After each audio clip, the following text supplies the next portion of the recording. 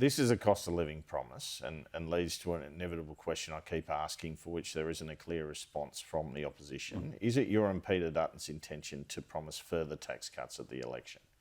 Well, we've already promised important tax reform over the past year or so. I mean, we have said that small business in particular needs to be put back in a place what about where it can survive tax cuts, and prosper. Well, we'll see what money's left. I mean, and this is the real challenge right now. Well, you're just giving away $500 billion today. Well, let's be clear, Andrew. We've opposed over $100 billion of unnecessary Labor government spending. Show me an opposition in recent history that has done that. You have to go back to Malcolm Fraser, who blocked supply. And are you not going to promise income tax cuts? Well, after suggesting you would give some of the stage 3 back. We will always look to reduce taxes. We won't be imposing unrealised capital gains tax on hard-working Australians, farmers and small business people who shouldn't be paying those taxes. We will be delivering accelerated depreciation to small businesses where we're seeing record levels of insolvencies. Will you be promising income tax cuts? Well, I'm not going to give you our election policies today, Andrew. I know you're going to ask me all morning, or for as long as we go through this interview to give you. But I'm not going to go through all of our election policies today. But what I will say is that we'll continue to manage Australians' tax revenues, the revenues we get from Australians, very carefully, as we have during this parliament, as we've opposed over $100 billion of our Labor spending. This health promise, can you see a lot more examples of this, maybe even on both sides, where someone promises something and in such a tight election race, the other side immediately says, me too? I mean, this is cleaning up Labor's mess. This is cleaning up Labor's mess. I mean, we had bulk billing rates at 88% when we were in government. It's now down at 77%, and they're talking about taking it back to close to where it was when we were in government. I mean, this is all Labor is doing, is fixing their mess from their homegrown inflation, from their failures when it comes to health, and their failures when it comes to... When was it at 88%? When we were in government. Well, in 2014 it was 82.5, then it was 84, then in 2019 it was 86.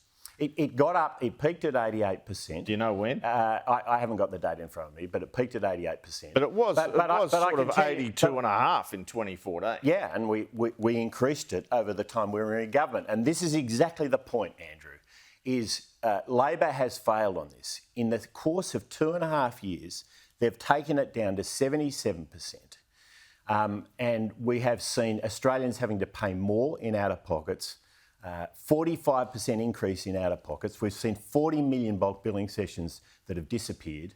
And all Labor is doing is trying to get back to where it was when we were in government. I'll tell you what else they're doing. They're bringing back something that's 10 years old, that infamous 2014 budget where Peter Dutton was health minister and the government suggested at the time a co-payment, $5, $7, whatever it was, on every doctor's visit. Are you suggesting that Labor is playing politics with this? All I'm saying is, are you concerned that could hurt you, that narrative? Well, I tell you what I'm concerned about. I'm concerned about the standard of living of Australians, Andrew, that has collapsed and unprecedented, unparalleled. We've never seen a collapse in Australian standard of living like we've seen in the last 2.5 years. Health has been part of that, but it's also been energy, it's been insurance, it's been increased personal income taxes being paid. It's pretty bad. But what about when there were 17% interest rates and 11% unemployment? Well, that was a bit of a collapse in living standards. Can I correct you on this? And this is incredibly important.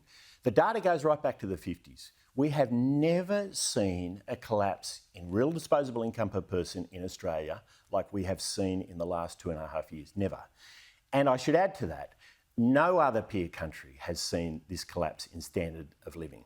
That's what Labor has done to Australians. We simply can't afford another 3 years of this. Well, there's been higher inflation and interest rates elsewhere, but notwithstanding that, the Reserve Bank cut rates during the week. Did you support that decision? Can I just, your comment at the end there, this is incredibly important. Standard of living is what matters. It's what your income can buy. And the truth is that Australian standard of living has never seen what it's seen in the last 2.5 years. What's the measure? Real disposable income per person.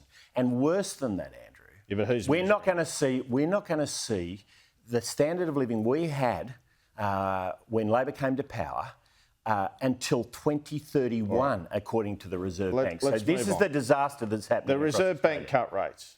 Do you agree with that decision? I'm not going to get into commentary on the Reserve Bank. I never do. But what I will say is that inflation has been too high for too long in this country. Core inflation has been high. So you're not going to say you support that decision? Well, I'm not going to get into Reserve Bank commentary. I don't. I never have. But I will say that core inflation... It sounds like you don't think they should have cut rates.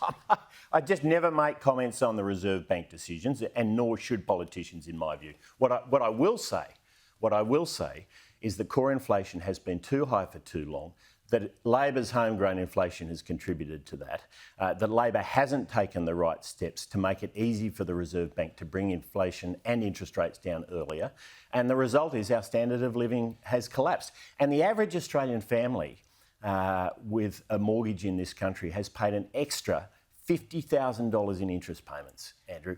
$50,000 in interest payments over and above where they were before Labor came to power, since Labor came to power.